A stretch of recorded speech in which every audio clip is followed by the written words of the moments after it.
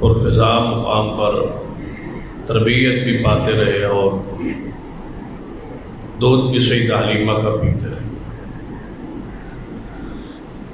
یہ عرب کا ایک رواج بھی تھا، دستور بھی تھا، اور بیٹوں کو دیہاتوں میں پرفضا مقام پر پرورش کروانا یہ ان کا ایک انداز تھا۔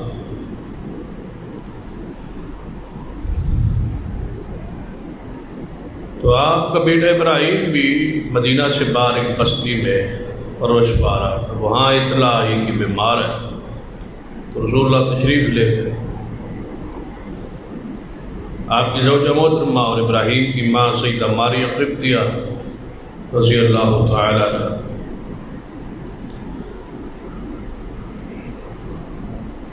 یہ بھی ساتھ جانتا ہے کہ ماریہ قبطیہ جو ہے یہ مصر سے رسول اللہ صلی اللہ علیہ وسلم کے لیے اس وقت بادشاہ جو رواج رائج تھا ان کو بھیجا تھا، رسول اللہ نے ان کو اپنے نکاح میں لیا، اور یہ بڑے خاندان کی خاتون تھی، فرعون کی آل سے، نسل سے اور اس کی قبیلے سے۔ قبطی جو خاندان تھا مصر میں فرعون، اس لیے سے ماریہ قبطیہ کہا جاتا ہے۔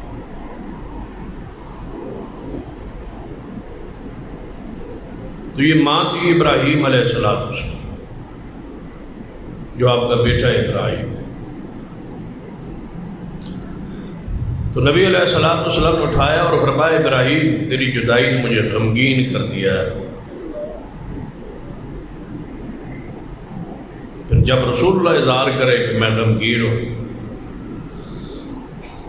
تو پھر کتنے غمگین ہوں گے جس کا اظہار رسول اللہ خود فرما رہے ہیں۔ تو اس پریشانی کے عالم میں آپ کی تسلی اور تشفی اور کے لیے اللہ نے اس صورت کا نزول کا انتخاب کیا۔ فرمایا انا اعطیناک الکوثر۔ محبوب آپ پریشان کیوں ہو؟ وہ کون سی چیز ہے جس کی کثرت اللہ نے آپ کو نہیں دی؟ اور یہ عنایات کا سلسلہ جاری رہے گا۔ انا اعطیناک الکوثر۔ ہم آپ کا نام بیٹوں کے ذریعے نہیں، آپ کی بہت ساری امت کے ذریعے زندہ رکھیں۔ الکوثر کثیر امت دی ہے ہم نے، آپ غلام دیے ہیں، آپ کو صحابہ دیے، آپ کو پروانے دیے، آپ انا اعطیناک الکوثر، ہم نے خیر کثیر بخشا ہے آپ۔ انا اعطیناک الکوثر، ہم نے قرآن دیا ہے آپ۔ انا اعطیناک الکوثر، ہم نے آپ کو دنیا کے اندر، تو دنیا کے اندر ہم قیامت والے دن بھی آپ کو اس مقام پہ لائیں گے کہ آپ حوض کوثر کے ساقی ہوں گے، اور دنیا آپ کے ہاتھوں سے پانی پیے گی۔ آپ کا نام کب ختم ہو؟ آپ تو ساقی کوثر ہے۔ یہ سارے معنی محدثین کرام نے اس آیت کے کی ہے۔ الکوثر سے مراد کیا ہے؟ معجزات ہیں۔ الکوثر سے مراد کیا ہے؟ قرآن ہے۔ الکوثر سے مراد کیا ہے؟ بہت ساری امت ہے۔ الکوثر سے مراد کیا ہے؟ کہ درود و سلام کی کثرت ہے آپ پر۔ آپ کا نام کب ختم ہوگا؟ کوئی لمحہ شاید ایسا رب کی زمین پہ نہیں آتا جب کوئی نہ کوئی رسول اللہ کی ذات میں درود نہ پڑھ رہا ہو۔ تو یہ سلسلہ آج تک اور قیامت تک کے لیے جاری ہے۔ تو فرمایا یہ نام جو ختم ہونے کا تصور ہے یہ نہیں۔ وَرَفَعْنَا لَكَ ذِكْرَكَ، ہم ذکر کو بلند رکھیں گے۔ اور اس آیت کی تفسیر میں علماء نے لکھا ہے، محدثین نے بیان کیا ہے کہ وَرَفَعْنَا لَكَ ذِكْرَكَ سے مراد یہ ہے کہ جہاں تک میرا نام ہوگا وہاں وہاں محبوب تیرا نام ہوگا۔ جس طرح میرا نام ہمیشہ زندہ ہے، آپ کی محبت، آپ کی عقیدت، آپ کا پیار زندہ ہے۔ یہ تو ہے انا اعطیناک الکوثر کا معنی اور مفہوم۔ اسی اگلی آیت پہ ذرا غور کیجیے، فصل لربک وانحر۔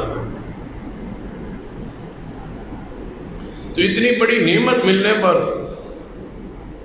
اتنے بڑے درجات اور شان ملنے پر، الم یجدک یتیما فآوی ووجدک ضالا فہدی ووجدک عائلا فأغنی۔ کون سی جگہ ہے جہاں ہم نے آپ کو چھوڑا ہو؟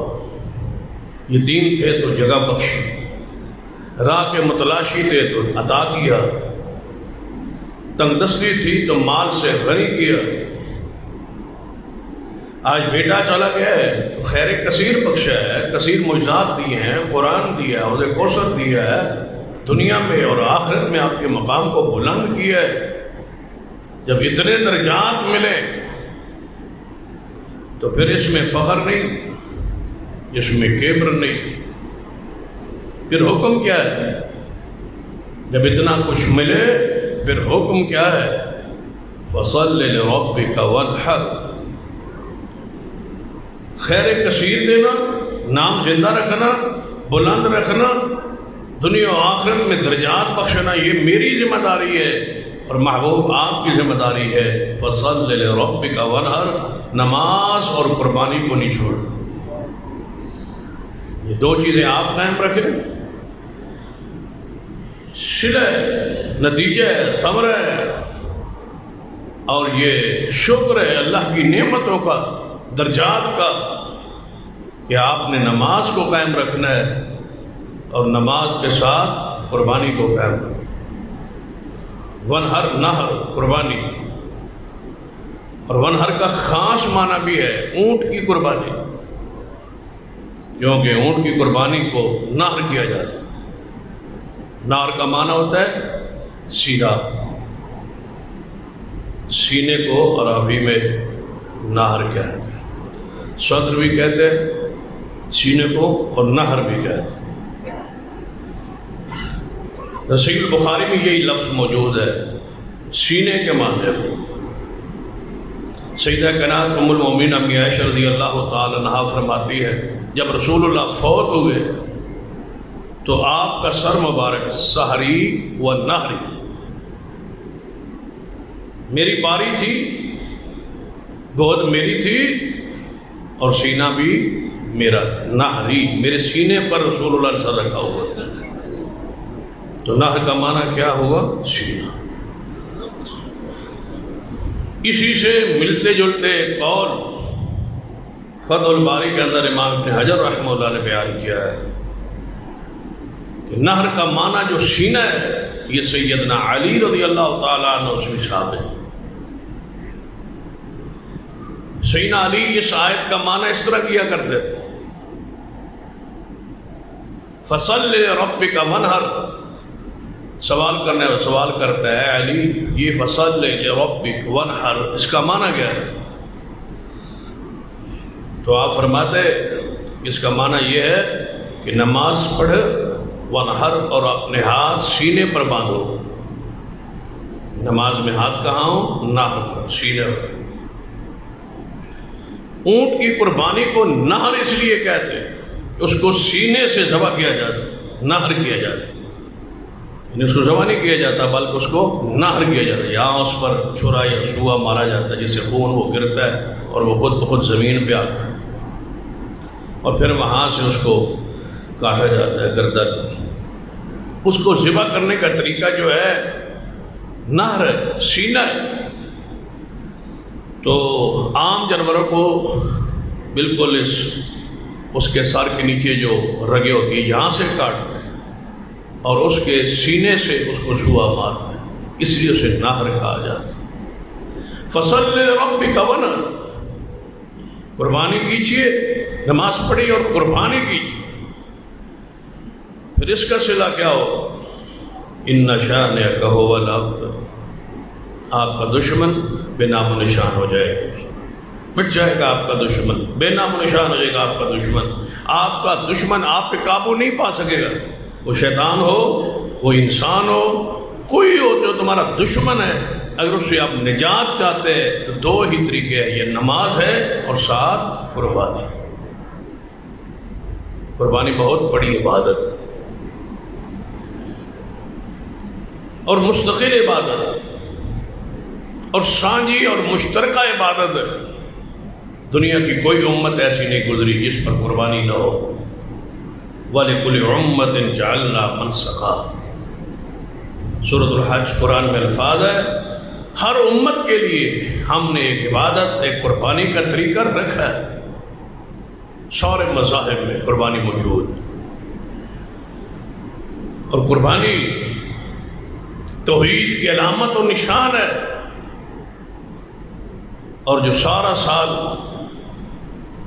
آل الحدیث کو اور مسلک اور منہج آل حدیث کو رگڑتے ہیں اور رد کرتے ہیں، تنقید کرتے ہیں،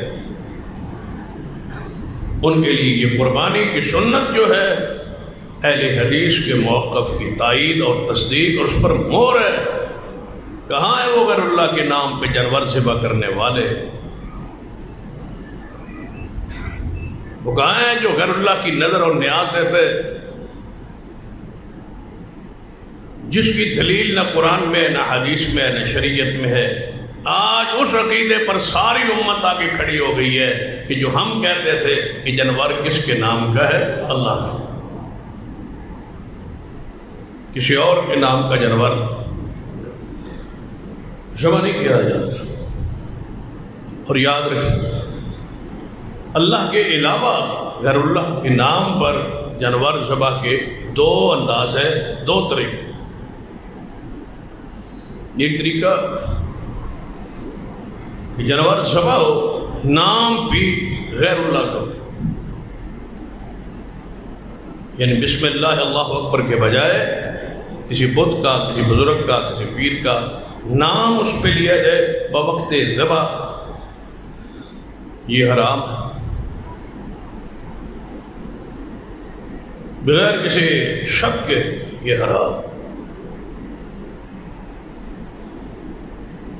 لیکن دوسرا طریقہ جو ہے وہ اس سے بھی زیادہ خطرناک ہے، اور وہ طریقہ ہے کہ نام تو اللہ کا ہو لیکن قرب نیت میں یہ ہو کہ یہ فلاں کے لیے میں ذبح کر رہا ہوں، نام اللہ کا ہے، ذبح کسی اور کے لیے۔ امام ابن تیمیہ فرماتے ہیں اپنے فتاویٰ میں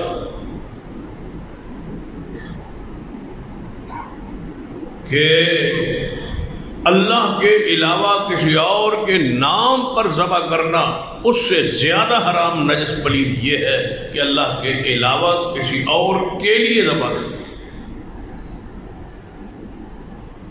اس میں تو شک ہی کوئی نہیں ہے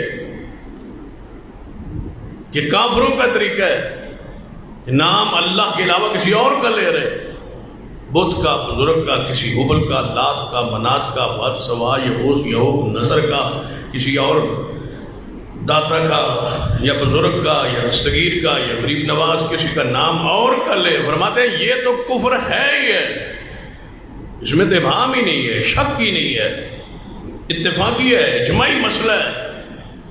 لیکن اس سے بڑا کفر یہ ہے کہ نیت کے اندر اللہ کی محبت نہ ہو اور غیر اللہ کا تقرب ہو، جو بہت خطرناک ہے، جو کشیدہ ہے۔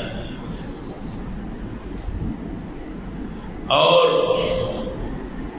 اس سے آگے بڑی ایک اہم بات امام نووی رحمہ اللہ نے شرح مسلم میں لکھی، فرماتے اگر کوئی شخص غیر اللہ کا نام لے کر یا غیر اللہ کی رضا کے لیے جانور ذبح کرتا ہے، اگر وہ پہلے مسلمان تھا تو جانور ذبح کرتے ہی وہ مرتد ٹھہرے، یہ نواقض ایمان کے اندر داخل ہے، ایمان ٹوٹ جاتا ہے۔ اتنی سختی امام نووی رحمۃ اللہ شرح مسلم میں فرمائی. پھر اللہ کے تقرب کے لیے، اس کی رضا کے لیے جانور ذبح کر. سیدنا علی رضی اللہ تعالی عنہ کا قول ہے،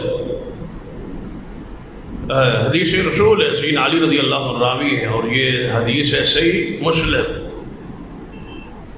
اور اس پر ذرا کہ آپ کو تعجب نہیں ہو رہا، یہ حدیث رسول اللہ کی ہے اور راوی کون ہے؟ سیدنا علی رضی اللہ عنہ. اور اس پر بھی کوئی خاص حکمت ہو، کیونکہ دو شخصیات ایسی ہیں جن کو سب سے زیادہ مذاہب میں پوجا گیا، ایک ابراہیم علیہ السلام اور دوسرے سیدنا علی رضی اللہ عنہ. اور دونوں سے کام جو اللہ نے دیا ہے وہ بھی بڑا پیارا ہے کہ بتوں کو توڑا ابراہیم علیہ السلام نے، اور رسول اللہ کے زمانے میں اونچی قبروں کو برابر کیا علی رضی اللہ تعالیٰ. رسول اللہ نے ذمہ داری سیدنا علی کی ایسے لگائی، کیونکہ آپ کا ذمہ داری لگانا وہی ہے، دین ہے، شریعت ہے. تو اللہ کا امر یہی تھا کہ شرک کا خاتمہ کس کے ہاتھ سے ہو؟ سیدنا علی کے ہاتھ سے.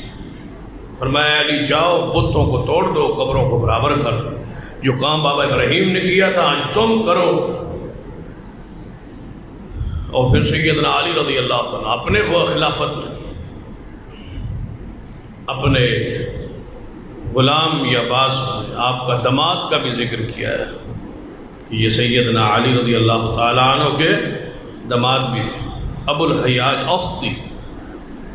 ان کو اپنی خلافت کے دور میں پھر بھیجا کہ جاؤ وہ ڈیوٹی ادا کرو جو رسول اللہ نے میری ذمہ داری لگائی تھی. حضور کے زمانے میں یہ میں کام کرتا تھا، اب میری خلافت میں یہ میرا داماد یہ کام کرے. کیوں؟ حضور کی نبوت کے زمانے میں، حضور کی موجودگی میں یہ رسول اللہ کا داماد کرتا تھا، اب میرے زمانے میں میرا داماد یہ کام کرے. کوئی اونچی قبر نہ رہے اور کوئی تھان وغیرہ نہ رہے، کوئی بت شت نہ رہے، کیونکہ سب سے زیادہ اللہ کے علم میں تھا کہ پوجا جائے گا سیدنا علی کو. تو سیدنا علی کے ہاتھوں سے ہی شرک کا خاتمہ کروایا تاکہ علی کی روایات کو جو پڑھے اس کا عقیدہ اور ذہن صاف ہو کہ یہ ہے سیدنا علی کا عقیدہ اور یہ ہے سیدنا علی کا منہج. اسی لیے سیدنا علی نے فرمایا، اور یہ بھی حدیث ہے اور حکماً یہ حدیث مرفوع ہے، اگرچہ قول سیدنا علی ہے. کیونکہ علماء امت نے، محدثین نے اصطلاحات حدیث میں یہ بات لکھی ہے، اصول ہے محدثین کا، کہ جب کوئی روایت صحابی رسول بیان کرے اور اس حدیث میں کوئی مستقبل کی خبر ہو تو وہ حدیث رسول ہوگی. کیوں کہ صحابی سچا ہے، صحابی عادل ہے، جو کہہ رہے ہیں ان پر وہی تو آتی نہیں، وہی تو رسول اللہ پر آتی، تو یقیناً انہیں حضور سے سن کے بات کی ہوگی. تو اس کا مطلب ہے کہ یہ حدیث رسول ہے، حکماً مرفوع. جب بات ہو سیدنا علی کی تو بے شک کو نہیں رہا. سیدنا علی نے فرمایا کہ میری وجہ سے 2 گروہ جہنم میں جائے، میری وجہ سے. ایک گروہ میری شان بڑھائے گا وہ جہنم میں جائے گا، اور ایک گروہ میری شان گھٹائے وہ بھی جہنم میں جائے گا. سیدنا علی کی ذات انتہائی حساس ہوئی. یہ معمولی مسئلہ نہیں ہے کہ بندے جس کی جو زبان میں آئے وہ بولتا ہے، کہ ہم کسی کے غصے میں یا جلال میں یا جواب میں یا رد عمل میں ایک بدبخت اٹھتا ہے، رفس کا مظاہرہ کرتا ہے. سیدہ عائشہ، سیدنا صدیق، عمر، عثمان رضوان اللہ علیہ مجمعین کے خلاف حرد اثرائی کرتا ہے، توہین کرتا ہے، گستاخی کرتا ہے.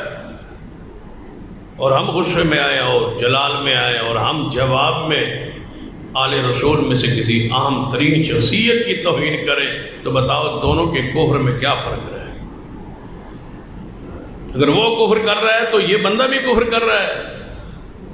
اگر وہ بندہ ضلالت پر ہے تو یہ بندہ بھی ضلالت پر ہے، اگر بندہ وہ توحید پر ہے تو یہ بھی توحید پر ہے، دونوں برابر ہے کفر میں اور فسق میں اور ضلالت میں اور گمراہی میں، کیونکہ جس طرح صحابہ کا احترام ضروری ہے اس سے بڑھ کے اہل بیت کا بھی احترام ضروری ہے۔ وہ صرف صحابی رسول ہیں، ان کو دو اعزاز ہے کہ یہ صحابہ بھی ہیں اور محمد مصطفیٰ کی آل بھی۔ تو نسل پاک کا احترام نہیں کرنا تو پھر کس کا کرنا؟ حضور کی عطرت کا اگر خیال نہیں رکھنا تو پھر کس کا رکھنا ہے؟ رسول اللہ کی آل کی اگر توہین کرنی ہے تو پھر تمہارے ایمان اور تمہارے اسلام کا کیا فائدہ ہے؟ جس رسول کو مانتے ہو اسی رسول کی آل اولاد کی توہین کر رہے۔ تو سیدنا علی رضی اللہ تعالیٰ عنہ توہین کفر ہے، اور رسول اللہ کی بشارت بھی ہے، حدیث بھی ہے جو میرے اور آپ کے ذہن میں ہونی چاہیے۔ بھئی آپ کون ہوتے ہیں اصحاب رسول اور آل رسول کی کسی بات کو آپس میں کوئی تلخی جھگڑے کو پڑھ کے آپ اس پر بات شروع کر دیں اور گروپ بندی کریں؟ وہ ہمارا ایمان ہے، وہ ہماری مستورات ہیں تو مائیں ہیں، اور اصحاب ہمارے روحانی باپ ہیں، آل رسول کا ادب احترام لازم، ان کی آپس کی باتیں۔ ہم کون ہوتے ہیں؟ ہم فریق بن کے ایک ساتھ ملنے والے۔ ہم سب کے لیے دعا کریں گے اور ان کی درجات کی بلندی کی دعائیں کریں گے، ان سے محبت، عقیدت، پیار کا اظہار کریں۔ یہ جو واقعہ پچھلے دنوں سوشل میڈیا پر آیا اس کی وجہ یہ بنی کہ رافضی نے سیدہ کائنات اماں جی عائشہ کی توہین کی رضی اللہ عنہ، اور توہین بھی ایسی کہ اس کی اللہ کی پناہ ہے، یعنی اس کو سنا نہیں جا سکتا۔ میں نے کوئی ایک آدھ جملہ کو سنا ہے، اس کے بعد ہمت نہیں ہوئی کہ آگے الفاظ ہو، ننگی گالیاں ہیں، یعنی بندہ حیوان کو اور ان چوڑوں کو اور حیوان کو بھی وہ بندہ گالیاں نہیں دیتا جو سیدہ کائنات کی توہین ہے۔ جواب میں اس بدبخت دوسرے بدبخت نے، یہ تو بدبختی ہے ہی ہے، یہ آج کی نہیں، یہ کئی 100 سال سے جاری ہے، عبداللہ بن ابی سے جاری ہے۔ امی عائشہ کو کب کا نشانہ بنایا جا رہا ہے، بے حیاں کو پھر بھی حیا نہیں آئی کہ سورۃ جو ہے نور ساری امی عائشہ کی شان پر، باوجود اس کے کہ رب نے ان کا قرآن میں ذکر کیا اور سورۃ نور نازل فرمائی، پھر بھی بدگماش باز نہیں آئے، اور آج تک یہ سلسلہ جاری۔ لیکن اس کا یہ معنی نہیں ہے امی عائشہ کون ہے؟ وہ بھی تو اہل بیت ہے۔ سیدنا علی کی توہین اہل بیت کی توہین ہے، تو سیدہ عائشہ کی توہین بھی اہل بیت کی توہین۔ دوسرے بدبخت نے، ناسبی نے، اس غصے میں آ کر، اس جلال میں آ کر اس نے پھر سیدنا علی رضی اللہ تعالیٰ عنہ کی توہین کی۔ تو سیدنا علی نے کیا فرمایا کہ میری وجہ سے 2 گروہ جہنم میں جا، ایک شان پڑھانے والا، دوسرا گھٹانے والا۔ تو سیدنا علی کی حدیث پاک جو سیدنا علی سے مروی ہے، صحیح مسلم میں ہے، لعن اللہ من ذبح لغیر اللہ، نظر اللہ نیاز حسین، نظر اللہ نیاز علی، نظر اللہ نیاز علی اصغر، یہ سارے جملے شیر خدا نے رد نہیں کر دیے۔ لعن اللہ من ذبح لغیر اللہ، لعنت ہو شخص کی جو غیر اللہ کے نام پہ جانور ذبح کر۔ سیدنا علی رضی اللہ عنہ یہ حدیث صحیح مسلم۔ تو قربانی جو ہے اس کا فلسفہ یہ ہے، قربانی جو ہے یہ سمجھانا مقصود ہے کہ قربانی توحید کا نشان اور علامت ہے، اور ہم پوری امت کو تربیت دی جاتی ہے قربانی کے نام سے کہ یاد رکھنا جب بھی جانور ذبح کرنا ہے اور آپ نے اللہ کی راہ میں قربان کرنا ہے تو یہ عبادت ہے اور اللہ کے نام پر ہے، کسی اور کے لیے یا کسی اور کے نام پہ ذبح کرنا حرام۔ توحید مشترکہ عقیدہ، کوئی ہے بندہ جو پورا ذخیرہ اسلام کھولے کھنگالے اور پڑھے؟ کبھی رسول اللہ نے، صحابہ کرام نے کبھی کسی قبر اور تھان اور مزار اور دربار پر کوئی جانور ذبح کیا ہو تو کوئی ایک تاریخ اسلام میں مثال دیجیے۔ انبیاء علیہ السلام کی قبریں تھی وہاں، مکہ مکرمہ میں انبیاء کی قبریں تھی، لیکن رسول اللہ صلی اللہ علیہ وسلم نے کسی قبر کا تعین بھی نہیں کیا کہ یہ کس کی قبر ہے، یہ کس کی قبر ہے، تعین بھی نہیں کیا۔ میلے تو دور کی بات ہے، بتایا ہی نہیں ہے کسی کو کہ یہاں کسی نبی کی قبر ہے۔ اب جب جاتے ہو مکہ مکرمہ میں، ذرا غور کیجیے، جب مکہ مکرمہ میں حج عمرے پر جاتے ہیں تو پورے مکہ کے ماحول میں مجھے ایک قبر بتائیں جس پر آپ حاضری دیتے ہیں۔ طواف کس کا؟ بیت اللہ۔ چومنا کس کو؟ حجر اسود۔ نماز کہاں؟ مقام ابراہیم پر۔ سعی کہاں؟ صفا و مروہ۔ پینا کس کو ہے؟ آب زمزم۔ حج یوم عرفہ عرفات میں کسی ایک قبر کی حاضری مجھے بتا دو جس کا تعلق حج کے ساتھ ہو، عمرہ کے ساتھ۔ کوئی ایک نبی علیہ السلام نے آخر مکہ مکرمہ میں 13 سال رہے، یہاں کچھ نہ کچھ تعین فرماتا ہے؟ یا رسول اللہ کے جانے کے بعد جب حضور کی قبر مدینہ طیبہ میں روضہ رسول بن گیا تھا، اس کے بعد کسی صحابی کا وہاں جانور ذبح کرنا یا آل رسول میں سے کسی کا ذبح کرنا ایک حوالہ، کبھی شیر خدا کا حق نہیں بنتا تھا، اور کتنی بڑی آمدن ہوتی۔ ذرا تصور کریں، حضور کی قبر کے کون تھے ذمہ دار، وارث؟ سیدہ کائنات اما جی عائشہ کا حجرہ جو ہے وہاں پر رسول اللہ دفن ہے۔ امی عائشہ اسی حجرے کے اندر بار دوسرے کمرے میں موجود ہے، ایک ہی چار دیواری ہے، کمرے میں حضور کی قبر ہے، ابو بکر کی قبر ہے، سیدنا عمر کی قبر ہے۔ امی عائشہ اسی حجرے کے آبادی اسی اندر چار دیواری کے اندر ہی رہی ہیں اور 50 سال رہی ہے۔ کوئی ایک حوالہ کہ کوئی باہر آیا ہو کہ اماں جی یہ دودھ ہے اس قبر پہ رکھ دیں، یہ شرینی ہے یہاں تقسیم کر دیں، کوئی چیز، یہ بکرا ہم لائے ہیں وصول کر لیں۔ درباروں پہ تو لینے لگی ہیں، شاہ شریف جائیں، دوسرے درباروں پہ جائیں، وہاں تو بکرے وصول ہو رہے ہیں۔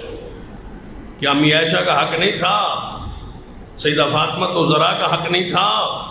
سیدنا علی کا حق نہیں تھا کہ حضور کی قبر پر اپنی کمائی کا کھانے کا ذریعہ بناتے؟ اور سالانہ نظر نیازیں وہاں وصول ہوتی، بکرے چھترے وصول ہوتے، تو باغ فدق شاید مانگنے کی اور ضرورت ہی نہ رہتی، وہ تو جھگڑا ہی نہ ہوتا۔ یہاں تو بہترین آمدنی تھی رسول اللہ کی قبر پر، جائز ہوتا، تربیت ہوتی، اسلام میں جائز ہوتا، جماعت ہوتا، آل رسول کے لیے، اہل بیت کے لیے تو موجود تھے۔ صحابہ کرام دودھ لاتے، دودھوں کی حضور کی قبر پر سبیلیں ہوتی، صحابہ لائن لا کے دودھ پیتے حضور کی قبر پر روزانہ رات کو، جناب وہاں تو لائن ہونی چاہیے۔ کوئی حوالہ اگر نہیں ہے تو آج قربانی کرنے کے ارادے سے جو ہے سوچیں ہماری دعوت کہ پھر کس کی دعوت ٹھیک ہوئی کہ قربانی اور ذبح کس کے نام پر؟ رب کے نام۔ قربانی کا اصل فلسفہ یہ ہے کہ آپ کی تربیت ہو، التحیات للہ والصلوات والطیبات، کہ میری بدنی عبادت کس کے لیے؟ اللہ کے لیے، مالی عبادت کس کے لیے؟ اللہ، قولی فعلی مالی، قول کس کے لیے؟ اللہ۔ اللہ اکبر، اللہ اکبر۔ اگر ناراض دنیا نہ ہو تو یہ 10 دن ذرا، یہ جو 10 دن جاری ہے، والفجر ولیال العشر والشفع والوتر، تو ان 10 دنوں میں ذرا سارے مل کے گلیوں میں، چوکوں چوراہوں میں ذرا تکبیرات کہیں گا، لبیک یا رسول اللہ، لبیک یا رسول اللہ، لبیک یا رسول اللہ۔ اب آئے ہو اس عقیدے پر کہ 10 دن تمہیں پریکٹس کروائی جا رہی ہے، اللہ اکبر اللہ اکبر لا الہ الا اللہ واللہ اکبر اللہ اکبر وللہ الحمد۔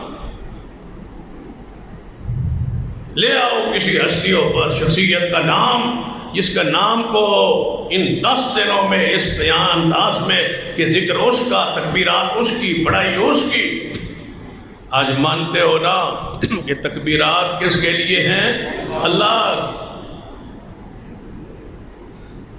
ٹریننگ ہے نا، تربیت ہے کہ ان 10 دنوں میں تربیت کی جا رہی ہے کہ ذکر کس کا؟ اللہ کے نام کا۔ جب اسی یہ بات کہتے سا پورے 11 مہینے کے ذکر اللہ کا تھے تو لڑتے سے۔ اب آئے ہو نا سارے اہل حدیث ہوں، بریلوی ہوں، دیوبندی ہوں، جتنے مسلمان ہیں سارے کی سارے کی تکبیرات اللہ کا رحمت ہے، جملہ ایک ہی ہے۔ جو یہاں ہے وہ اللہ اکبر کے نعرے، اور جو بیت اللہ میں جا رہے ہیں حاضری دیں گے، حج کریں گے، اللہ ہمارے لیے بھی ان راستوں کو کھول دے۔ تو پھر وہ تو کہیں گے نا چلو یہاں تو اللہ اکبر ہے، لبیک نہیں ہے، تو وہاں تو پھر لبیک بھی ہے نا۔ جڑے بیت اللہ جا رہے ہیں حج کے لیے، جو خوش نصیب اس سال حج کر رہے ہیں، تو وہ احرام جب باندھیں گے میقات سے تو پھر لبیک یا رسول اللہ کے کہتے جائیں گے وہاں تک، لبیک اللہم لبیک۔ قربانی کا فلسفہ یہ ہے کہ آپ کو دین اور دماغ کی تربیت ہو کہ بڑائی، قربانی، عبادت اللہ کے نام۔ سیدنا ثابت رضی اللہ تعالیٰ فرماتے ہیں کہ پیارے حبیب جناب محمد صلی اللہ علیہ وسلم تشریف فرماتے، ایک شخص آیا، اس نے کہا یا رسول اللہ صلی اللہ علیہ وسلم، میں نے نظر مانی تھی کہ مقام بوانا پر میں ایک جانور ذبح کروں، جگہ کا نام ہے، جس طرح یہاں کوئی بندہ کہہ دے کہ میں جناب جا کے چکیاں ایک جانور ذبح کرا، میں نظر مان، ویسے ہی نام لے لیا کسی جگہ۔ یا رسول اللہ میں نے نظر مانی تھی کہ میں بوانا کے مقام پر جانور ذبح کروں گا، میں یہ نظر مان بیٹھا۔ اب پوچھنے آیا ہوں کہ یہ نظر میں اپنی پوری کرنا چاہتا ہوں، وہاں جا کے ذبح کروں؟ نبی علیہ السلام نے پوچھا وہاں پر کوئی بت ہے؟ جہاں کی تم نے نظر مانی ہے وہاں کوئی بت ہے؟ یا رسول اللہ بت تو نہیں ہے۔ آپ ہم اچھا بت نہیں ہے تو کیا وہاں کوئی میلہ لگتا ہے؟ یا رسول اللہ میلہ بھی نہیں لگتا، میں پھر نظر کیوں مانی؟ پھر رسول اللہ ویسے ہی اتنے جا کے جانور ذبح کرا، نبی رسول اللہ جا کے اپنی نظر پوری کر لے، ایسی نظریں نہیں مانتے۔ اگر وہاں میلہ ہوتا، دربار ہوتا، کوئی چیز ہوتی تو حضور فرماتے کہ ایسا کرنا نہیں ہے، تب اجازت دی، تحقیق کے بعد، پوچھنے کے بعد، پوری تسلی کے بعد کہ وہاں قبر نہ ہو، دربار نہ ہو، میلہ نہ ہو، کوئی بت نہ ہو، وہاں کوئی لوگ جانور ذبح نہ کرتے ہو کسی خوشنودی کے۔ مکہ مکرمہ میں پانی کی قلت، تو جو اہل عرب تھے نا یہ باہر دور علاقوں میں، یعنی مکہ سے کافی دور، پانی وہاں کہیں نہ کہیں پہاڑوں کی جہاں کوئی جگہ ہوتی، کوئی چشمہ ہوتا یا کوئی ایسی جگہ وہاں پانی جمع ہوتا، تو یہ 8 دنوں کے بعد جب پانی کی قلت ہوتی، مکہ میں نہ ہوتا، تو 8 دنوں کے بعد یہ اپنے اونٹوں کو لے جاتے وہاں سے پانی پلانے، کیونکہ اونٹ میں یہ صلاحیت ہے 7-8 دن اس پانی پہ وہ جو پیلا ہے ایک دفعہ تو گزارا کرتا ہے، سٹور کرتا ہے، جمع کرتا ہے۔ تو یہ 7ویں دن 8ویں دن وہاں پانی پلانے کے لیے جاتے، تو پھر واپسی میں جب آتے تو پانی پلا کے تو راستے میں ایک نٹھان ایک جگہ بنائی ہوئی تھی، وہاں پر یہ دودھ دوہتے اور بت اور غیر اللہ کے نام پہ سارا اونٹنیوں کا دودھ تقسیم کرتے۔ رسول اللہ نے روکا کہ دودھ کس کے نام پہ؟ اللہ کے نام۔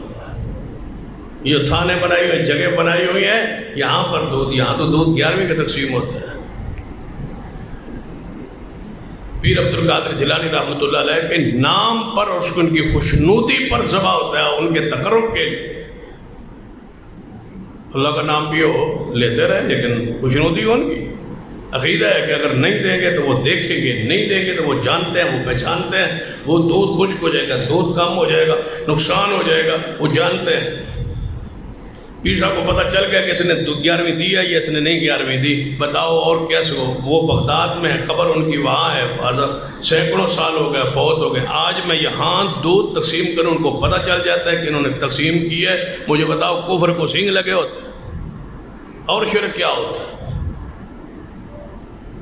فوت شدہ بزرگ کے بعد سینکڑوں سال بعد تمہارا یہ عقیدہ کہ دیکھ بھی رہے ہیں، سن بھی رہے ہیں، جان بھی رہے ہیں، نفع بھی دیتے ہیں، نقصان بھی دیتے ہیں، دودھ دیں تو نفع، نہ دیں تو نقصان، بتاؤ اور کیا ہے؟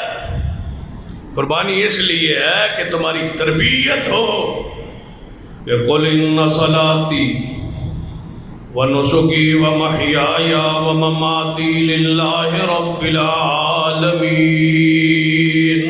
فرما دیجیے میری نماز اور میری قربانی کس کے لیے؟ اللہ۔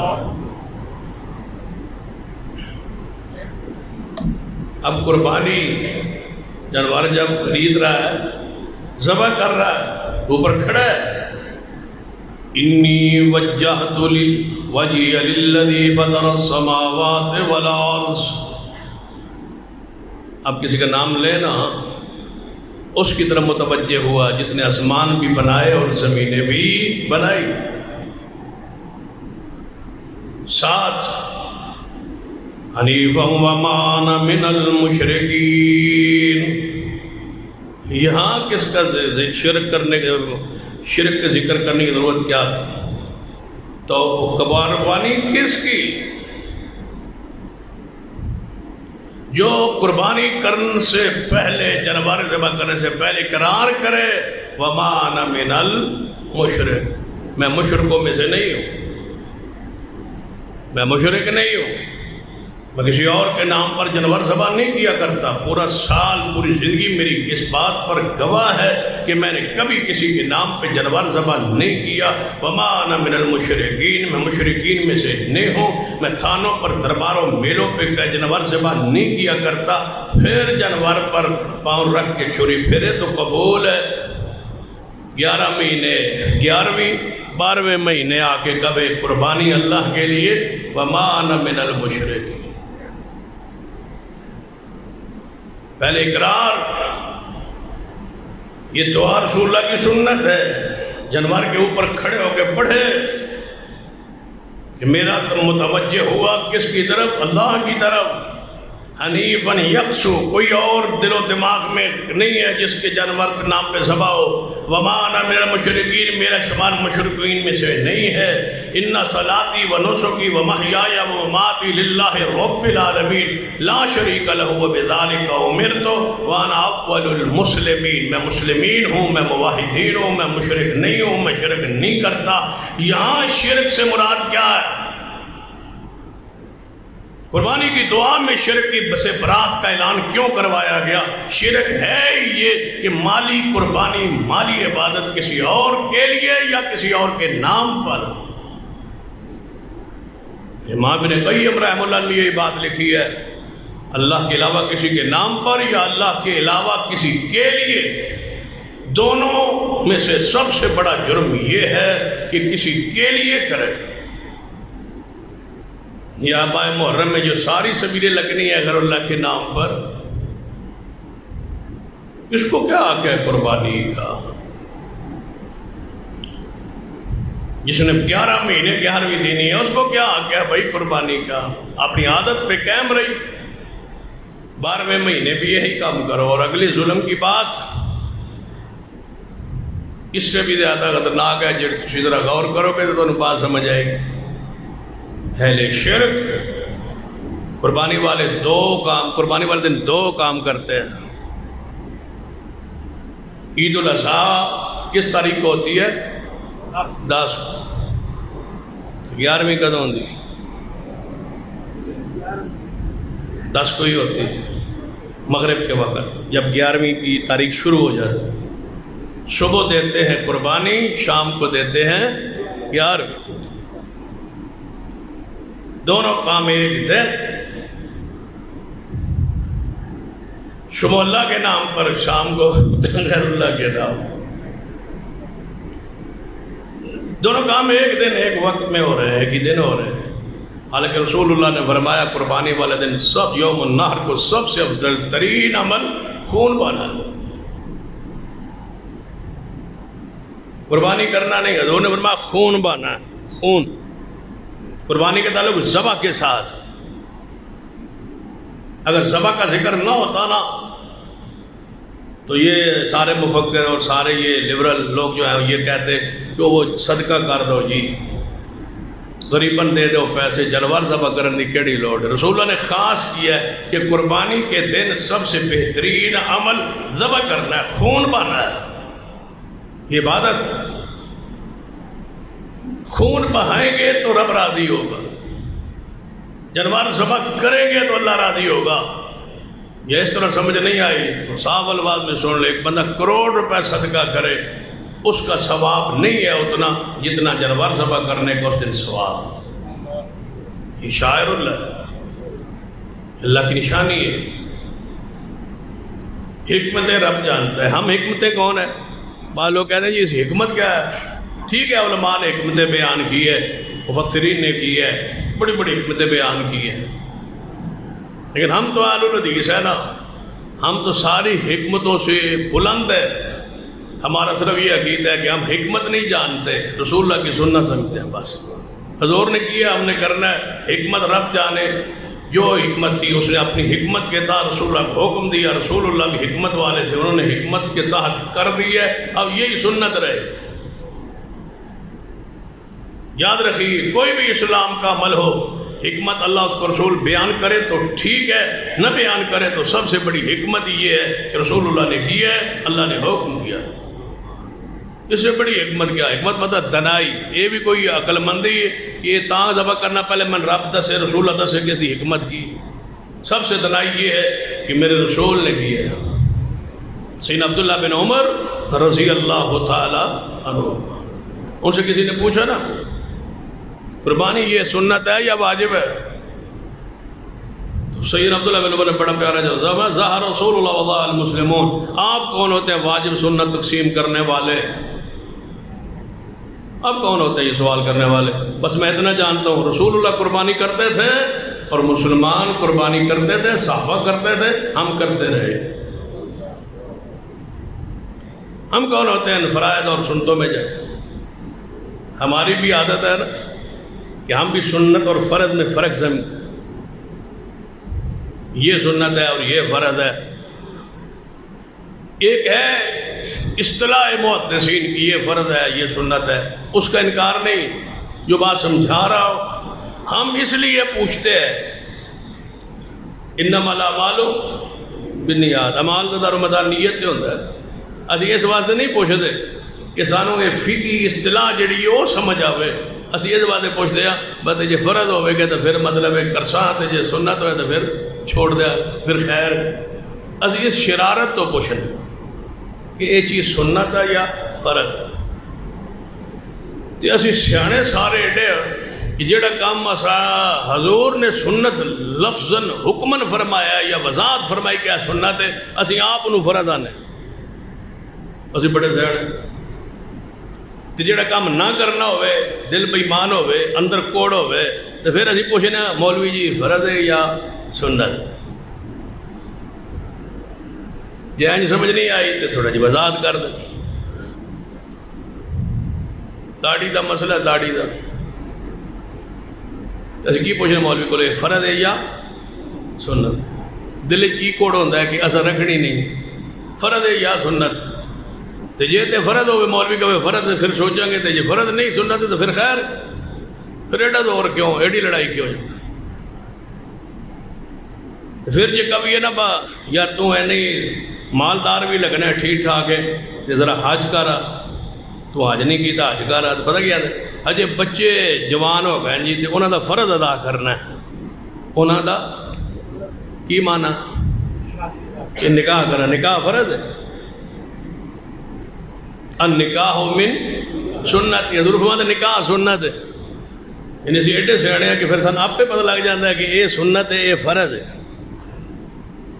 یعنی جدوں اساں سنت نو فرض بنانا ہوگا اسی تاں بھی تیار ہاں سن پورا طریقہ آندا ہے تو جدوں اساں فرض نو سنت بنانا ہوگا سن وہ بھی پتہ ہے تو جڑا انج نہ سمجھے پھر میں تھوڑا جا آسان لفظ سمجھانا تو آنو شاید برداشت دینا ایک بندے میرے کو سوال کیتا ہے پچھلے دن 4 بار وہ سوال کر چکا ہے یہ ایک کا سوال یہ داڑھی فرض ہے کہ سنت اس نو کوئی پریشانی ہوئے گی مولوی اکثر جڑے نے وہ فرض آندے نے تو یہ نہ کوئی پوچھنا ایک باری 2 باری وہ جدوں ملاقات ہو پچھلی گل یاد رہ دی نہیں جان پوچھ کے جی داڑھی فرض ہے کہ سنت میں پھر اس کو پوچھا جدوں چوتھی باری انہیں پوچھا نا میں انہوں جواب دینے کی ضرورت کو نہیں انہوں کوئی اور جواب دینا میں کہ ختنہ کرانا فرض ہے یا سنت ہے توجہ ہے ماشاءاللہ ختنہ کرانا فرض ہے یا آندہ جی سنت ہے تو میں کہ کرائے یعنی جی کروئے گا تو میں پھر اتنے کیوں پوچھنا سنت ایڈی ضروری تو ہے کہ کرائی پھرنا ختنہ بھی تو سنت ہے نا کیڑا بندہ ہے پورے اجتماع جو کہے کہ میں مختون نہیں ہوں میرا ختنہ نہیں ہوا سارے مختون بیٹھے ہیں نا جن کے ختنے ہوتے ہیں بچپن میں سارے مختون بیٹھے ہو نا آپ میں کوئی ایسا نہیں ہے جس کا ختنہ نہ ہوا ہو سنت ہی ہے نا چھوڑ دے ہو نا سنت کو حقیر جانتے ہو سنت کا مذاق اڑاتے ہو مرضی کی سنت کو سنت مانتے ہو قربانی سنت ہے رسول اللہ کی لیکن حضور نے کبھی چھوڑی نہیں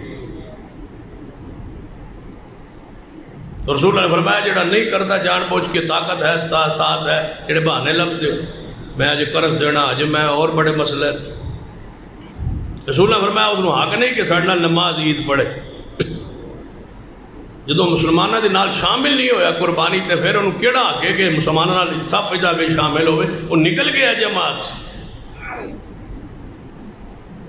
اس نے نئی جماعت کا احساس کیا کہ پوری جماعت کر رہی ہے پورے مسلمان کر رہے ہیں اہل اسلام کر رہے ہیں یہ اللہ کی نشانیوں میں سے ہے یہ ابراہیم علیہ السلام کا طریقہ ہے ہمارے نبی کی سنت ہے ہم نے یہ جانور ذبح کرنا ہے اس کی سنت ہی قربانی کا فلسفہ ہی ہے یہ توحید کے لیے بھی ہے اور اطاعت رسول کے لیے بھی ہے اطاعت رسول اس قدر کہ میرے تواڈے محبوب جناب محمد صلی اللہ علیہ وسلم خطبہ عید دے رہے تھے عید الاضحیٰ کا خطبہ آپ نے فرمایا میرے صحابہ جس نے عید کی نماز پڑھ کے قربانی کی وہ سنت کو پہنچ گئے اس نے سنت کو پا لیا طریقے کو پا لیا ہمارے وہ طریقے پر ہے اور جس بندے نے عید کی نماز پڑھنے سے پہلے قربانی کر لی وہ ہمارے طریقے پر نہیں کتنا فرق ہوگا 1-8 گھنٹے کا ہی فرق ہے نا کیسا حضور نے سکھایا ہے کہ سنت کی کتنی پابندی ہے اسلام میں دے ایک صحابی اٹھا اجتماع سے جب حضور نے خطبہ دیتا نا آواز کیتا اسی تے سن کے تے چپ کر کے تے گھر ٹر جانے پورے اسی اندروں سے گھنے ہونے سن کے تے جان کے عمل بھی نہیں ہوتے ٹر جانے کوئی مسئلہ نہیں مسئلہ ہوتے رہتے خیر ہے پورے اجتماع جب حضور نے فرمایا جس نے عید کی نماز سے پہلے قربانی کی اس کی قربانی نہیں ہے اس نے ہماری سنت کی مخالفت کی ہمارے طریقے کی مخالفت کی صحابی اٹھا یا رسول اللہ صلی اللہ علیہ وسلم میں کر آیا ہوں پہلے میں باہر سے آیا ہوں ڈیرے سے آیا ہوں تو اس وقت ہر جگہ تے عید نہیں ہوتی تھی مسجد نبوی میں مدینہ پاک میں عیدگاہ میں رسول عید پڑھاتے اب تو ہر مسجد کی ہر گلی کی اپنی عید ہوتی اور بعض مہربان ہمارے ایسے جو دیکھتے ہیں کہاں جلدی ہو رہی پھر جوان جلدی ہو کے آتے ہیں اور آ کے جانور ذبح کرتے ہیں۔ اب مسلمان عید کے لیے آ رہے ہیں، جماعت عید کے لیے آ رہی ہے، محلے کے لوگ عید پڑھنے کے لیے آ رہے ہیں اور وہ قربانی کر کے بیٹھے، دونوں اہل حدیث ہے، ایک عید پڑھنے آ رہا ہے یہاں پر، دوسرا قربانی کر رہا ہے۔ تو میں ہوتے فلانی مسجد جلدی سے میں تو پڑھ رہا ہے، تو نے جماعت کا کیا خیال کیا ہے؟ جماعت کا خیال کیا کیا ہے؟ تو ایک اہل الحدیث اسی مسئلے سے متعلقہ وہ آ رہا ہے عید کے لیے اور آپ قربانی کر رہے ہیں، آپ نے جماعت سے یہ انفرادیت، یہ منفرد، یہ الگ، یہ فرقہ تفرقہ، یہ اختلاف، یہ تو نے کیوں کیا؟ وجہ کیا ہے؟ بیماری کیا ہے؟ کہاں جانا ہے تو نے؟ وہ جی قربانی سیدھا کہ جلدی ہو، جلدی کر کے جانا کدھر ہے تو نے؟ تیرے بچے آنے اور تو نے کدھر جانا ہے؟ آوارگی کے علاوہ، فحاشی کے علاوہ، بے حیائی کے علاوہ رہ کیا گیا ہمارے پاس جدھر جانا ہے؟ ہم جماعت کا کوئی احساس نہیں ہوتا؟ جماعت کیسے کہتے ہیں؟ اس کا کوئی درجہ، کوئی اس کا مقام، کوئی اس کی حیثیت۔ جب دکھ اور تکلیف اور پریشانی بنے تو سارے کہتے ہیں جماعت جماعت، وہ جماعت نہیں جی ساتھ دیں۔ جدھر قربانی ہونے لگی تو گھنٹہ پہلے کیتی بیٹھا ہے، تو جماعت کا ساتھ دیتا ہے۔ جماعت کا معنی یہ ہوتا ہے جمع اکٹھ، اتحاد۔ محلے کے اندر جو جماعت کی اہمیت ہے اس کو سمجھی اور جانی۔ یہ تو ایسا ہی ہے کہ یہاں جماعت قائم ہے، جماعت ہو رہی ہے مثلا 1 بجے ظہر کی، تو ایک بندہ آگے کہے جی 1:45 بجے اذان ہوگی، میں 55 پہ اپنی جماعت کرا کے جا رہا ہوں۔ کیا یہ اسلام ہے؟ یہ دین ہے؟ یہ شرارت نہیں ہے، یہ نماز ہے، اس کا اجر ملے گا، اس کا ثواب ملے گا۔ ایک تو ہے اس کو مجبوری ہے، سفر کرنا ہے، کوئی اور مجبوری۔ ایک ہے جان بوجھ کے آتا ہے میں جی یہاں جماعت کراؤں گا 1 بجے نہیں، میں 5 منٹ پہلے 10 منٹ پہلے کرا کے جا رہا ہوں، جو میرے پیچھے پڑھنا چاہتا ہے پڑھ لے، جو نہیں پڑھنا چاہتا میں نہیں 15 منٹ انتظار کرتا۔ اس کو شرارت کہتے ہو، اور قربانی والے دن یہ شرارت، اس کو شرارت کیوں نہیں کہتے؟ اجتماعیت۔ کوئی عید کی نماز جہاں پڑھتا ہے پڑھے، واپس آ کے اپنی جماعت کا انتظار کرے، جماعت کا سلام کرے، خطبہ اور دنیا جائے، آپ بھی قربانی کرے، پوری جماعت قربانی کرے۔ جو اس کی روحانیت ہے وہ اس میں نہیں۔ فتویٰ میں نہیں دیتا کہ اس کی ہے یا نہیں، کہ وہ مفتی تو نہیں ہوں میں، لیکن یہ بات ضرور کہوں گا کہ اس کو اپنے کردار پر، اس بندے کو اپنی سوچ پر غور کرنا چاہیے، وہ کیا کر رہا ہے۔ اس سے فائدہ نہیں ہو رہا، نقصان ہوتا ہے۔ نقصان کس کا ہوتا ہے؟ غیر محسوس طریقے سے مسلک اور منہج اور عقیدے اور جماعت کے اتحاد اور اتفاق اور ایک لطسبے پرو ہوئے لوگوں کو جناب تاثر دوسروں کو یہ دینا ہے کہ یہ ٹکڑے ٹکڑے لوگ۔ ایک فتویٰ دے رہا ہے عید کے بعد، دوسرا کہتا ہے میں پڑھ آیا۔ اس کا خیال رکھیے، رسول اللہ نے فرمایا جس نے پہلے کی اس کی قربانی نہیں ہے۔ جس کی اللہ نے پھر قبول نہ کرنی ہو، اللہ تعالیٰ اس کو ایسے مسئلوں پہ لگا دیتا ہے۔ پھر لگے ہیں نا لوگ جو عید پڑھتے ہی نہیں ہیں، جو پڑھتے ہیں تو پہلے کر لیتے ہیں قربانی، وہ کہتے ہیں ہماری قربانی سے سمجھ ہی نہیں آتی۔ پھر وہ ہم چھوٹے ہوتے تھے تو گھر میں گوشت سویرے سویرے آتا تھا، ہمارے گھر میں سویرے سویرے گوشت، کیونکہ وہ ننہال جو نانکے تھے وہ شیعہ تھے، وہ سویرے سویرے گوشت بھیج دیتے۔ ہم سمجھتے بس شاید چھوٹے تھے، پتہ نہیں تھا بھائی یہ پتہ نہیں کیوں بھیج دیتے۔ صبح صبح آ جاتے ہیں، ہم جب بھائی جا رہے ہوتے عید کے لیے ان کا گوشت آ جاتا ہے۔ اب جب پڑھتے ہیں تو پتہ چلتا ہے کہ یہ گوشت تھے، قربانیاں نہیں تھی۔ رسول اللہ نے فرمایا قربانی یہ نہیں ہے۔ پھر وہ ہوتی ہے نا، ہمارا رواج ہے، عید والے دن جو ہوتی ہے وہ روٹی آتی ہے، کسی کی بہن ہو تو وہ ننہال نانکے، ماں ہو تو اس کے جو ہے ہمارے جو وہ نانکے ہو وہ دیتے ہیں روٹی۔ گوشت آتا، یہ آپ کو اپنی بات بتلا رہا، گوشت آتا قربانی والے دن، کیونکہ دیہاتوں میں رواج ہے عید والے دن بیٹی کو گوشت بھی دیتے ہیں، ساتھ کوئی نہ کوئی میٹھی چیز حلوہ وغیرہ پکاتے ہیں کہ دیہاتوں میں تو وہ دیتے ہیں۔ تو حلوہ نہ آتا، گوشت آتا، میٹھی چیز نہ آتی۔ میٹھی چیز 6 دن 4 دن 8 دن بعد، اس وقت تو خیال نہیں ہوتا تھا۔ وہ کہتے ہیں ہمیں کہ عید نہیں ابھی تک انہوں نے، عید پھر کرے۔ جب 18 ذی الحجہ ہوتی تو پھر گھر میں وہ حلوہ آتا۔ پتہ نہیں ہوتا تھا نا، شعور نہیں تھا۔ جب بڑے ہوئے سوچا سمجھا پڑھا تو پتہ چلا یہ سیدنا عثمان کی شہادت کی خوشی تھی۔ یہ بدبخت لوگ جو ہوتے ہیں اپنے مذہب کو، اپنے عقیدے کو ایسے غیر محسوس طریقے سے پھیلاتے ہیں، بندے کو احساس نہیں ہوتا کیا ہو رہا ہے۔ اس لیے اور اتنے رفس آپ کے علم میں آیا ہو کہ 3 دن پہلے خوشاب چوک کے اندر، خوشاب شہر، ایک شخص نے ابو بکر عمر عثمان کا نام اپنے پیروں پہ لکھے، سورہ بازار میں کہتا ہے میں لکھ رہا ہوں، جس نے جو کرنا ہے کر۔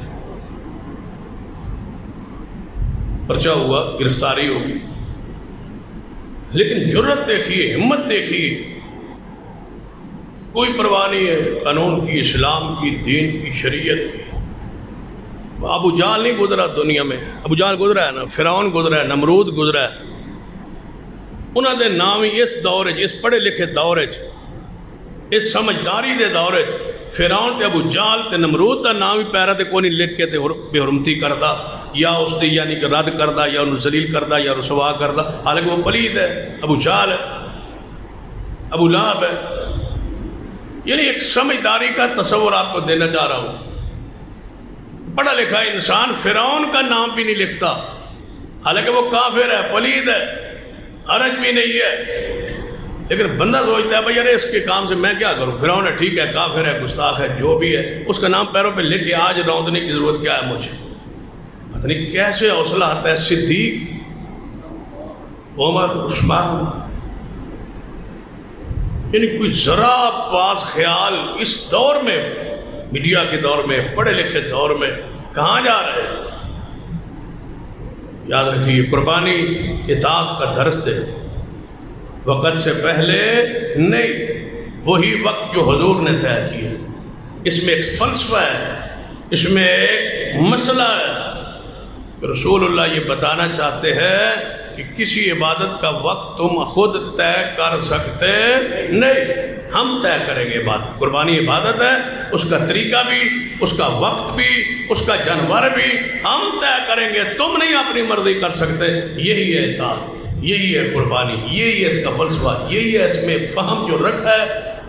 اللہ اور اس کے رسول جو عبادت کو سمجھانا چاہتے ہیں کہ عبادت میں اپنی مرضی نہیں، جانور کا تعین ہم کریں گے، جانور کی عمر کا تعین ہم کریں گے، جانور کے جتنے بھی بےداغ ہونا یہ ہم طے کریں، آپ نہیں کہا۔ آخری بات جو شریعت عقل کا نام نہیں ہے، سنت کا نام، اتباع کا نام۔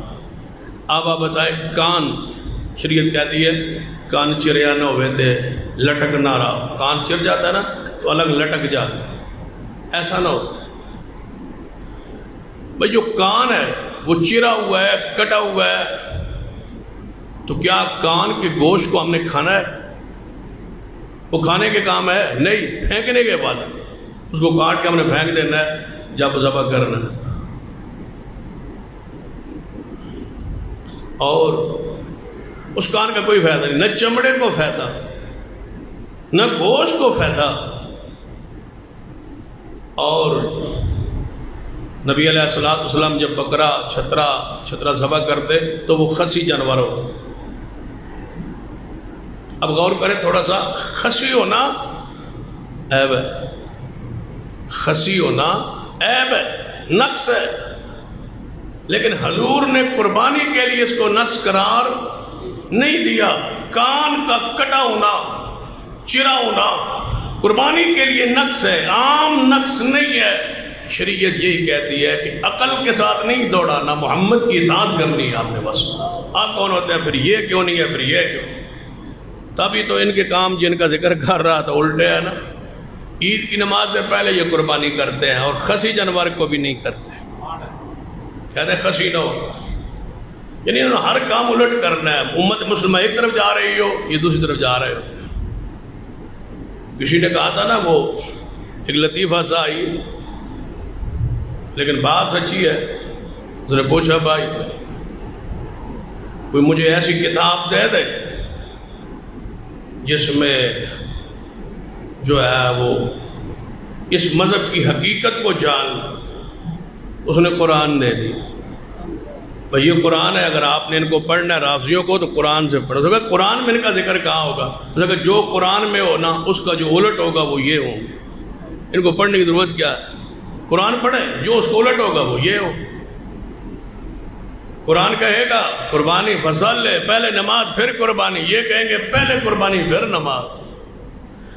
رسول اللہ خسی جانور ذبح کریں گے، یہ کہیں گے نہیں خسی ہوتا ہی نہیں ہے۔ جب حضور کی نہیں ہوتی تو پھر انہاں دی ہون دی کیڑی لوٹ رہ گئی؟ جب حضور نے کیا ہے تو پھر بات کہاں رہے؟ ہر کام الٹ۔ شریعت نے کہا پہلے ہاتھ دھوئے وضو کے لیے، یہ پہلے پاؤں دھوتے، ہم نیچے سے شروع کریں۔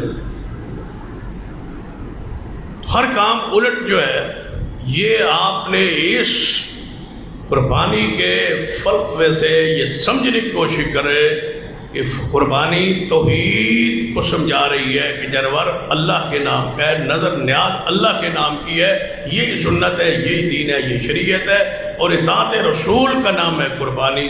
اللہ مجھے اور آپ کو سنت کے مطابق عمل کی توفیق بخشے۔ اقول قولی ھذا واستغفر اللہ لی ولکم ولسائر المسلمین وآخر دعوانا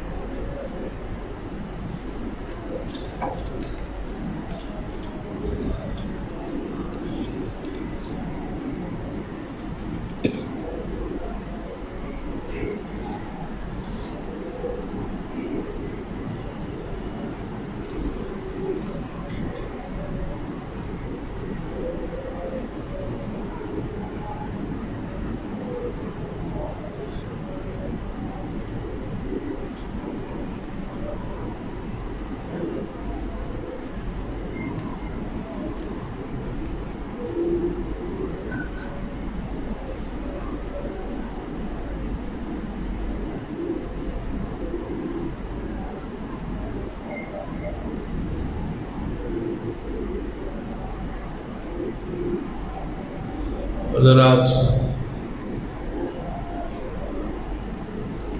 دو سوالات ہیں۔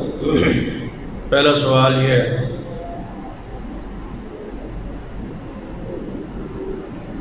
میرے والد صاحب 20 سال پہلے وفات پا چکے ہیں۔ میری وراثت جو ہے ہم نے تقسیم کرنی ہے، ہم 3 بھائی اور 2 بہنیں۔ 10 سال پہلے ہماری ایک بہن بھی وفات پا گئی ہے، اس کے 5 بچے ہیں۔ کیا وراثت میں اس فوت شدہ بہن کا کہ بچوں کا بھی حصہ ہے؟ یہ جو مجھے سمجھ آئی ہے اس سوال کی، 20 سال پہلے باپ فوت، اس کی وراثت تقسیم نہیں ہوئی، اکٹھی چلتی رہی۔ باپ کی وفات کے بعد 10 سال بعد بہن فوت، تو وراثت تقسیم نہیں ہوئی، اب وہ تقسیم چاہتے ہیں۔ تو صورت مشغولہ میں پوچھنا یہ چاہتے ہیں کہ بہن کے بچوں کا حصہ ہے یا نہیں؟ یقیناً ان کا حصہ ہے۔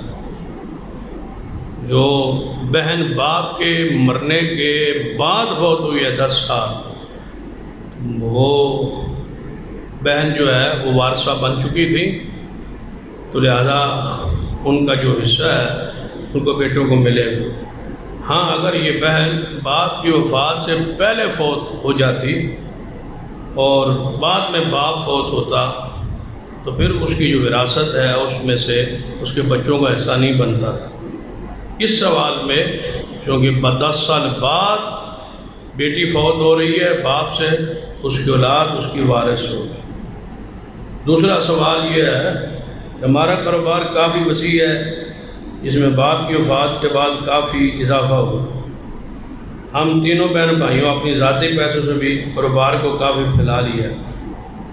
کیا بہنوں کا سارے کاروبار میں حصہ ہے؟ جب آپ نے باپ کی وفات کے بعد حصہ دیا نہیں ہے بہنوں کو، ان کا حصہ آپ استعمال کرتے رہے، اپنے کاروبار میں آپ ساتھ چلاتے رہے، اب کاروبار کا اضافہ ہوا، بہت زیادہ بڑھ گیا، تو وہ باپ کے پیسوں سے بڑا ہے، اس میں بہنوں کا حصہ بھی ہے۔ آپ جو کہہ رہے ہیں کہ ہم نے ذاتی پیسوں سے بھائیوں نے بھی وہ کاروبار بڑھایا ہے، تو میرا سوال ہے وہ ذاتی پیسہ کہاں سے آیا ہے؟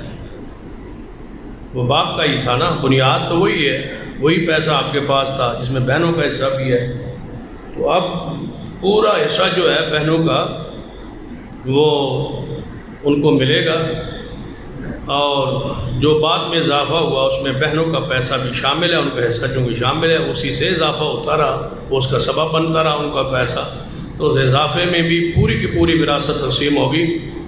یوصیکم فی اولادکم، اللہ تعالیٰ تمہیں یوصیکم اللہ فی اولادکم للذکر مثل حظ الانثیین کا جو اصول ہے، بیٹے کو دگنا اور بیٹی کو سنگل ملے گا، ایک بیٹی کو 2 بیٹیوں کا جو حصہ ہے اس کے برابر ایک بھائی کا حصہ ہے۔ پہلے بیٹی کا حصہ جو ہے نکالیں، اس کو اصل بنائیں، پھر اولاد کو اس سے دگنا دیتے جائیں، پھر بچوں کو اور بچی کو سنگل دیتے جائیں، یہی واللہ اعلم بالصواب۔ دوسرا، شیخ اعجاز صاحب صدر محترم نے کان میں کہہ دیا عید کی نماز جو ہے 6:30 بجے ہوگی انشاءاللہ، عید الاضحیٰ کی نماز۔ میرا تو خیال 8:30 بجے کا تھا، لیکن ان کا حکم ہے کہ 6:30 بجے، تو انشاءاللہ 6:30 بجے عید الاضحیٰ کی نماز ہوگی، کھڑی ہو جائے گی انشاءاللہ۔ آپ کے علم میں جمعہ لیٹ ہو سکتا ہے، عید تو ہم وقت پہ پڑھاتے ہیں، تو انشاءاللہ 6:30 بجے جماعت کھڑی ہو جائے گی، اور کوشش کریں گے کہ آپ کو 7 سے پہلے فارغ کر دیں، باقی جو اللہ نے لکھا ہوگا وہی انشاءاللہ۔ ان الحمد للہ نحمدہ ونستعینہ ونستغفرہ ونعوذ